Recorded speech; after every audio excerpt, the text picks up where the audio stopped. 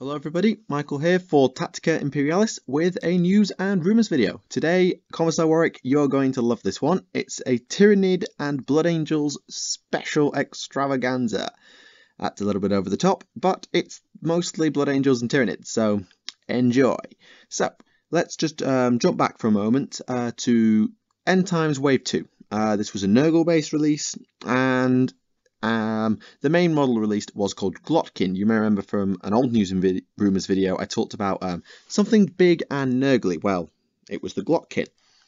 So, that looks like an interesting release. The main reason I bring this up is because of another rumour which I have come across, which states, well, doesn't really state anything, but it came from this week's White Dwarf, and as soon as the page things, it says that the teaser for next week, for the 22nd of November, which is this Saturday coming, once more unto the end times.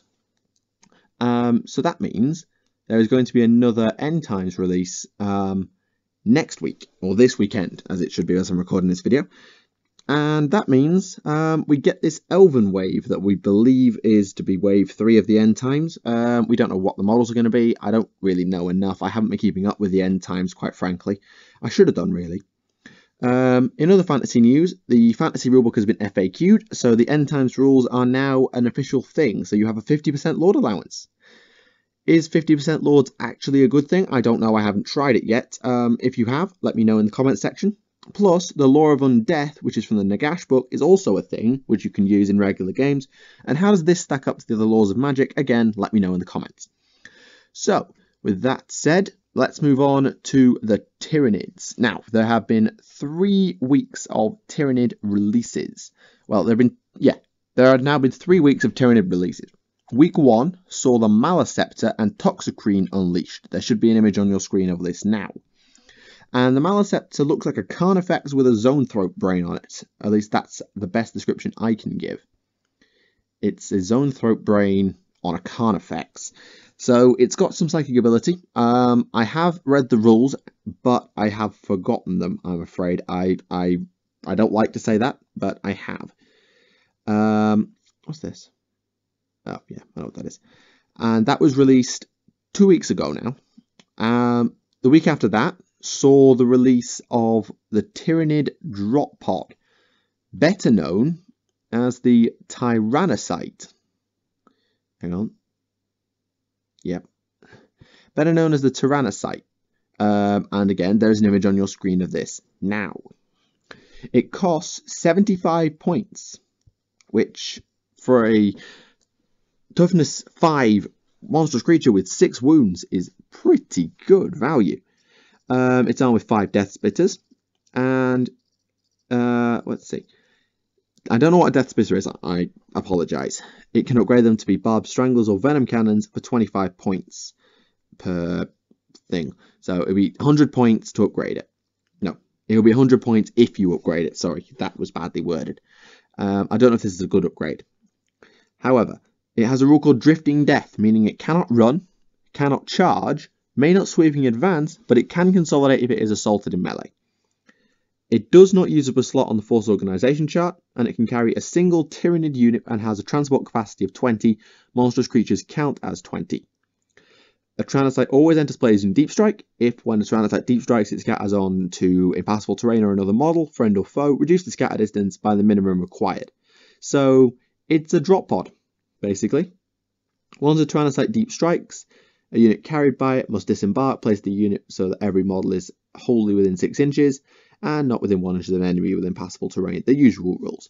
A unit cannot move or charge on the same turn it disembarks, but it can shoot or run. No unit can embark inside a Tyranid for the rest of the game. It's basically a 20 capacity drop pod that can carry a monstrous creature, which is worrying. Very, very worrying. Plus, it has a rule called Instinctive Fire, so all its guns fire at the nearest enemy model, not the nearest enemy unit or guns. Each gun fires independently using its own range and its own line of sight. That worries me because this gives it potential 5 burst split fire. I don't know if the guns are good enough to make value of this, but several dropping in, causing mayhem. Oh boy. You might want some anti-reserve tricks for this, such as Officers of the Fleet for Astra Militarum. This kit will also make something I believe in the same kit, known as a Sporocyst. Now, a Sporocyst also costs 75 points, has the instinctive fire rule, and it infiltrates. So, same stat line. It's an immobile pod. It cannot move, cannot go to ground, voluntarily or otherwise, and cannot consolidate or make a sweeping advance. It cannot do anything. It stood still. It does have 5 Death Spitters though, so this could be quite useful. And again, you can upgrade it for 25 points to have 5 Barbed Stranglers instead of Death Spitters, or 5 Venom Cannons instead of Death Spitters. It's a Psychic Resonator, so all friendly Synapse creatures within 6 inches have plus 6 inches to their Synapse. So if you have a Norn Crown and you cast Dominion within the range of this, your Synapse range is, I believe, 30 inches. Maybe even 36. I'm not sure of the exact Synapse range. I think it might be 36-inch range, which is bonkers. Plus, if you can infiltrate it forward, this means you'll get into Synapse range a lot quicker. It doesn't have Synapse itself, but get a Warrior into range, and it's got like a 18 or a 24-inch Synapse range immediately. However, the main use of a Sporocyst is to create Spore Mines. A model with the rule known as Spore Node can produce a Spore Mine cluster, see Codex Tyranids, with 3 Spore Mines in the shooting phase in addition to shooting. Place the Spore Mines within 6 inches, almost treat them like they've disembarked from the Sporocyst. After they are placed, they are treated as a separate unit for the rest of the battle. Once per battle, a Sporocyst can produce a single mucilage spore instead of a Spore Mine cluster placed in the exact same way. So we all know what Spore Mines do. They blow stuff up, and I don't like them. So a Spore Mine generator, I really don't like. However, what I want to talk about specifically, I should point out, the Sporocyst is a heavy support choice. The mucilage spore is utterly terrifying. It has no WS and BS. It's strength 1, toughness 3, but it has 3 wounds. Leadership 3, but fearless. It can deep strike and has shrouded. So you can create a single mucilage spore from a Sporocyst, or you can take them as an individual squad of up to 3 for 15 points per model. And they are a troop choice that do take up a Force Orc slot by the looks of it. Okay, so they are massive floating bombs. Each mucilage spore uses the same rules as a Spore Mine, that being Floating Death and Living Bomb. All references to Spore Mines and Spore Mine clusters in those special rules apply to mucilage spores, except that the hits inflicted by an exploding mucilage spore are strength 8 AP 3 rather than strength 4 AP 4. Yeah, increase the strength of the attack for additional mucilage spores as for Spore Mines. So if you've got 3 in a squad and it blows up, strength 10, AP 3, holy god, that's terrifying. But that's not the worst part. No. The worst part. Mucilage spore clusters are allowed to assault zooming flyers, or swooping, flying monstrous creatures. If they do so successfully, they will explode as described in the Floating Death special rule, hitting the target automatically with strength and AP as described above. Hits on zooming flyers are always resolved against the target model's side armor. If you're a flyer, and a mucilage spore hits you, and blows up, you are in for some serious pain. Particularly if there's 3 of them, then you are in for some serious pain because it's strength 10. It probably will not kill you outright, unless it rolls an immobilized and then you fail to get lock velocity, you crash and burn. That's the only way it can kill you. It can't actually flat out destroy you unless you're on 1 hull point, but oh my god, the damage. Seriously, this thing drifts anywhere near a flyer, boom, dead flyer. Or severely damaged flyer. If you're an FMC, a flying monstrous creature, it's less scary. You are still taking a wound on a 2+, unless you have an invuln save. And then you have to take a grounding test. But it's less risky for a flying monstrous creature, I believe, than a flyer. Just in my opinion, although it could go either way. I mean, a Demon Prince gets hit by this at strength 10. Are Demon Prince Eternal Warrior? They might be, doesn't matter. But if you're fighting against another Tyranid player, and you crash these things into a Hive Crone and blow them up, that thing is instantly killed. Instantly. Because it's strength 10 against toughness 5. Which is worrying. Oh, and they also have a 5+ cover save. Did I mention that? Yeah. Oh dear. I don't like mucilage spores. They scare me to death. So yeah. that's what we've already had for the first 2 weeks. Now, week 3 only released this weekend. And, oops, is that the right? Yeah, that's the right thing. Sorry, I'm just juggling between tabs so I can watch what I'm doing. Whoops. Here it is. We have new Zoanthropes. Yes, the Zoanthrope has returned with a new plastic kit, which allows you to make 3 Zoanthropes. Although you can actually take them as 3 Venomthropes, I think Zoanthropes are the more common choice. They're also getting some new rules as well. I don't know what these new rules all are because I haven't got the White Dwarf. If MBG does a review, he may be able to show you. But this box of Zoanthropes will give you 3, and they look really cool. Hopefully there's an image on screen so you can see them. And the one in the middle is a Neurothrope. And a Neurothrope is the one with the extra cresting and the extra curvature on the spine.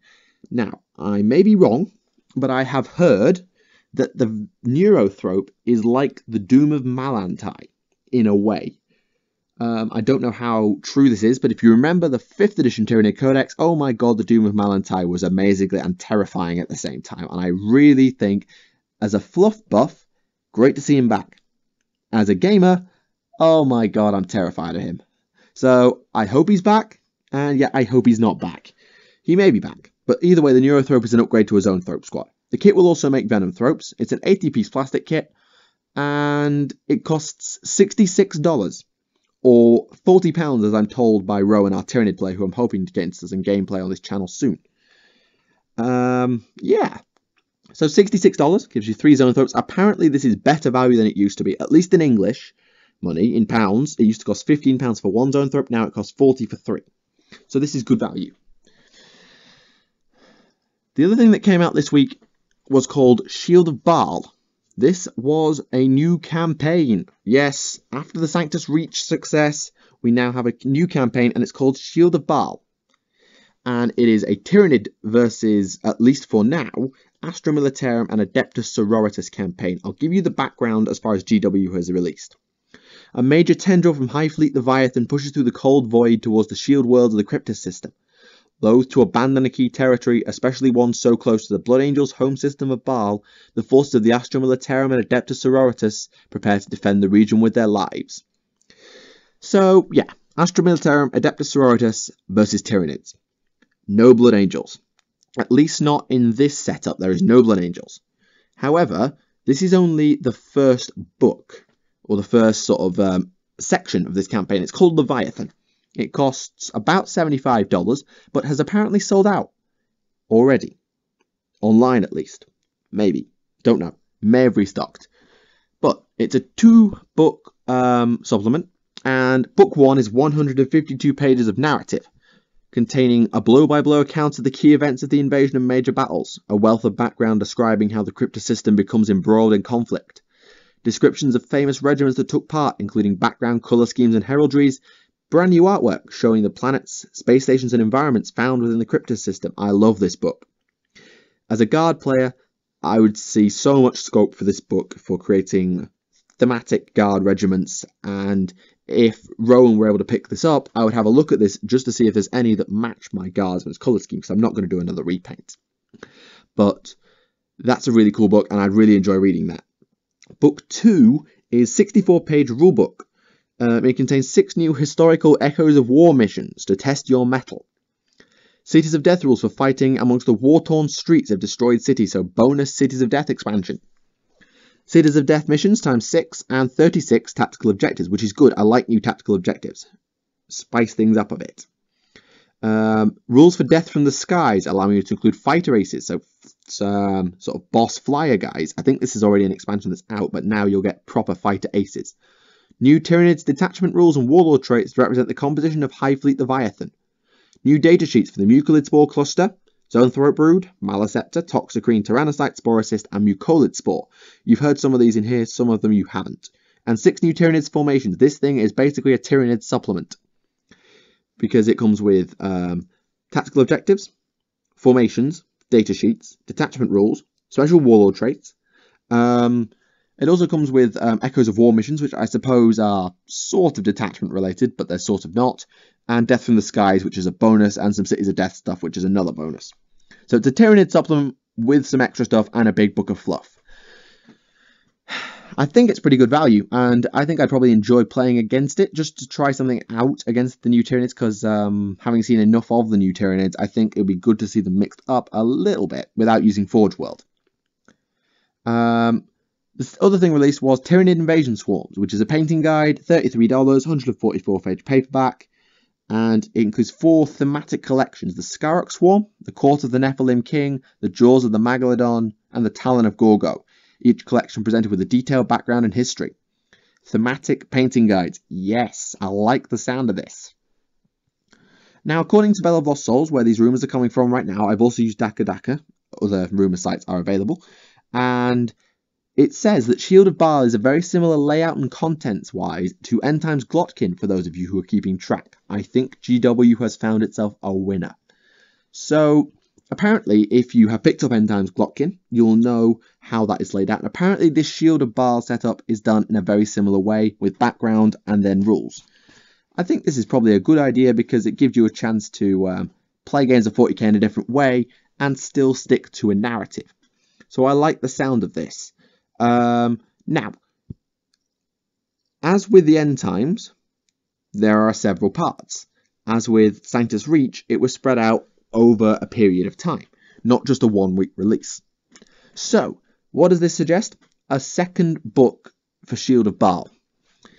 Now, this comes from, well, actually, this is from Tactica, which is Fayette212, another Rumours site. And they suggest that the next book being released for the campaign is to be called Shield of Baal Exterminatus. I don't know any more than that. Just Exterminatus. Now, can an Imperial Guard commander issue Exterminatus? I don't think so. Can a Sisters of Battle Canoness issue Exterminatus? Probably not. Can a Space Marines commander or chapter master issue Exterminatus? Yes. Probably.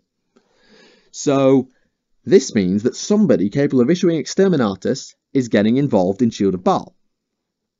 Therefore, either the Inquisition is getting involved, or the Blood Angels are getting involved. But seeing as it's so close to their home system, the latter makes more sense to me. So Blood Angels Codex. Don't know that much, so I'm not going to give you too many spoilers, because, well, most of it's likely wrong. Anyway, it supposedly will also have an option for the Sanguinary Guard edition and some data cards. So a Sanguinary edition is like the Wolfguard limited edition Space Wolf Codex, which came with counters and an art portfolio, which, according to this person on Tactica, will go up the last week in November if the timetable is correct, along with the much anticipated box set. Yeah, new box game. We said with Stormclaw that it was designed to run alongside Sanctus Reach, and so this box game will run alongside Shield of Baal. We don't know the name of it or anything like that, so we shall see what exactly it will contain. I have some rumour, but before I do, I want to put another image on screen for you, and it is of a new Tyranid Broodlord. Yes, a new Tyranid Broodlord. I'm going to put it side by side now with the image from Space Hulk, the Broodlord from Space Hulk. Notice the similarities, but also note the major differences in the hands and in the head. So you have the same sort of spiked carapace, and you have the same sort of pose, but the whole model is slightly different in terms of the weaponry, and I think the head. Yeah, the head is definitely different. So this looks like a new exclusive Tyranid Broodlord. Now, there are one or two ways this will come out. Either as a clan pack, a little plastic clan pack, or it will be part of, according to the Tactica source that I was just referring to, will be part of the boxed game. So I'm going to go to the Blood Angels Rumour tab on Tactica, and we're going to discuss the boxed game at some length. It won't be too much because it's all high speculation right now. But, so, Lords of Wargaming. So, according to Lords of Wargaming, the box game will contain Blood Angels and Tyranids, be similar to Stormclaw, and then the Blood Angels Codex will follow. Now, according to one source on BOLS, the Blood Angels box will contain 5 Death Company, 10 Assault Marines, a Furioso Dreadnought, and an exclusive Captain in Jump Pack. This makes a lot of sense. We saw vehicles, elite units, troop units, and then an exclusive HQ such as Cron Dragon Gazing Gruk Face Ripper from Stormclaw. The Tyranids, according to this source, will contain 3 warriors, 20 gaunts, 3 somethings, either lictors, hive guard. I think they may push the new zone throats, but psychers are probably too complicated. And 1 new exclusive prime or / Broodlord. Depends. And Blood Angels and Broodlord have a lot of form considering Shield of Baal, but you don't have a HQ if you do it via having a Broodlord. Maybe the lictors, which is suggested here, maybe swap for Gene Stealers. Possibly the warriors or the gaunts will be swapped for Gene Stealers, and then the Broodlord will be included in that way. I'm unsure. It may be that it's gaunts, warriors, and a prime, and then something else. We shall see. This is all, of course, high levels of speculation. Now, some more Blood Angels rumours. I'm not going to go into too much detail, but there is a high chance of a new plastic, either for Mephiston or Captain Tycho. There's been contrary chatter about this. If we get Mephiston, he is rumoured to stand as tall as a Terminator, with his sword low across his front and his right arm. His left arm is extended with his hands spread and individual modelled fingers. Looks like he's lunging forward, sweeping the blade and uppercut, cape blown about behind him. Model has skull and blood drop iconography all over. Aegis extends up like the cowl of the old figure, so Mephiston's old collar, but is now much more recognisable as a psychic hood, face incredibly detailed with visible fangs. Wow, this sounds amazing. If this is true, I would love to see this new Mephiston. I might even pick him up just because he's amazing.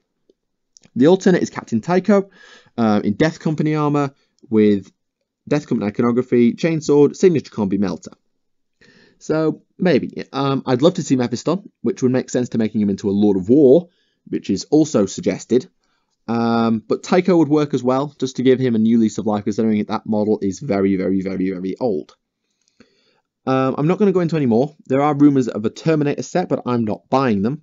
And of Brother Corbulo, but there's only suggested once. I'm not going to go much further on this. So, what do you think? I'm going to wrap up, but I want to know what you think. What do you think to Shield of Baal as a campaign idea? What do you make to Leviathan? Does it work well? And Exterminatus. And of course, I know this is going to set loads of chatter about a Blood Angels Codex. Have you heard anything? Have you heard anything about this box game? A name, composition, or possibly anything about Blood Angels Codex? If you do, feel free to comment below, and I will try and collate them for when the Blood Angels Codex comes out, and maybe do another News and Rumours video if I get the chance. So, in terms of upcoming stuff, of course, hopefully Shield of Baal Exterminatus, another End Times release looking at elves, and then a Blood Angels Codex hopefully to follow in January-ish. So I'm not sure exactly the timetabling, but we shall find out. So, thank you for watching this video. My name is Michael, and I will see you again.